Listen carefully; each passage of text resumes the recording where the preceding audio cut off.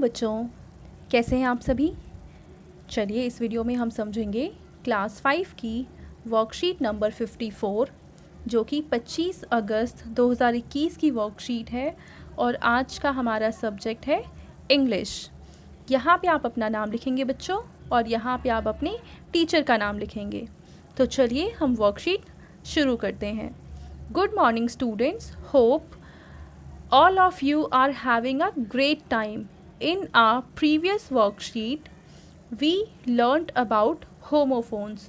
तो हम उम्मीद कर रहे हैं कि आप सभी बहुत अच्छे होंगे और आपने अपनी पिछली वर्कशीट में जो टॉपिक पढ़ा था वो क्या था? होमोफोन्स।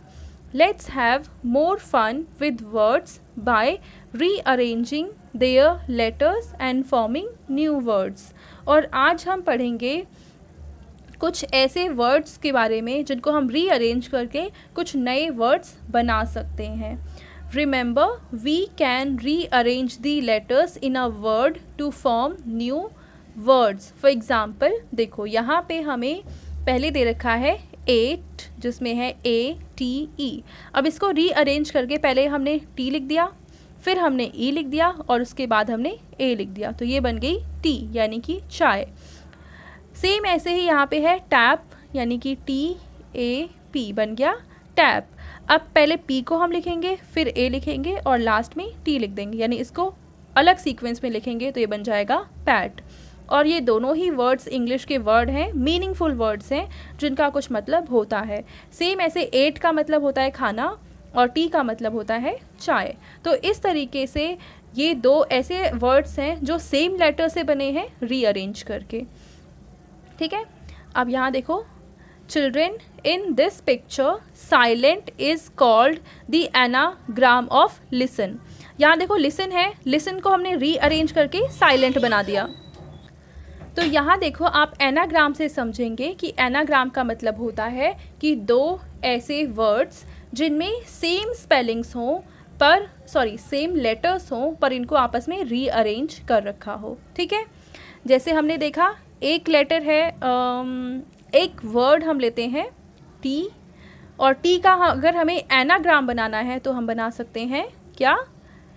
8 जैसे यहाँ पे बना रखा था। तो ये दोनों वर्ड्स एक दूसरे के एनाग्राम हैं। ठीक है, अब इसके बाद देखो हमें बता रखा है an anagram is a word that is formed by rearranging the letters of another word.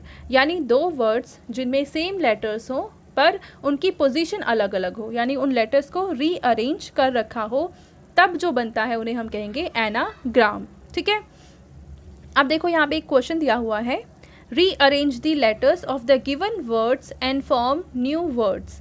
हमें यहाँ पे कुछ वर्ड्स दे रखे हैं, इनको रीअरेंज करके हमें नए वर्ड्स बना के यहाँ पे लिखना है, यानी हमें इनके एनाग्राम्स को यहाँ पे लिखना है। एक तो इन्होंने ऑलरेडी कर दिया है, जैसे एप का इन्होंने बना दिया P। बेयर का हम क्या कुछ बना सकते हैं? ध्यान से सोचो आप।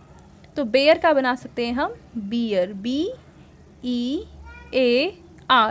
बियर। और यहाँ पे देखो बियर बना भी रखा है। ये है मेलन, मेलन से क्या हम कुछ बना सकते हैं?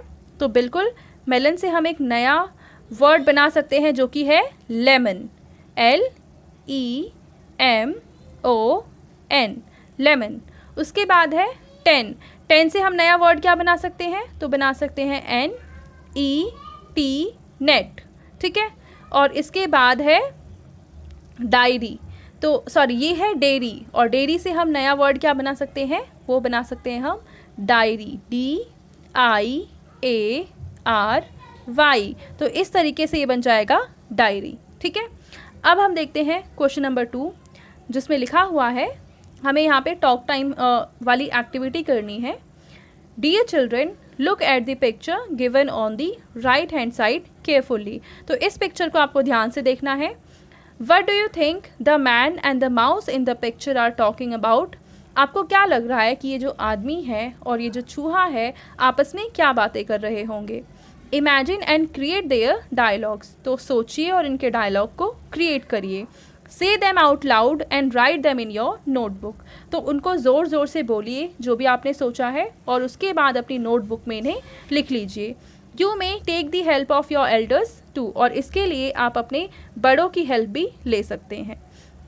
तो चलिए देखते हैं इन्होंने आपस में क्या बातें करी होंगी।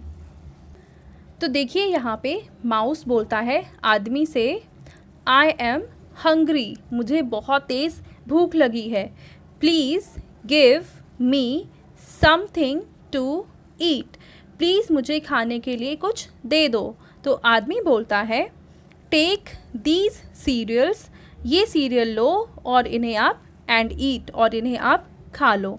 तो ये बातचीत थी यहाँ पे माउस और मैन के बीच की। इसके बाद देखिए आपके पेरेंट्स के लिए कुछ सजेशन है कि बच्चों को नए शब्द सीखने और उनका उपयोग करने के लिए प्रेरित करें। तो आप ज़रूर बच्चों को प्रेरित करें कि वो नए शब्दों को सीखें। वो कैसे सीख सकते हैं, आप ये भी बच्चों को गाइड कर सकते हैं। तो आई होप ये वर्कशीट अब आप सभी को बहुत अच्छे से क्लियर हो चुकी होगी। Thank you.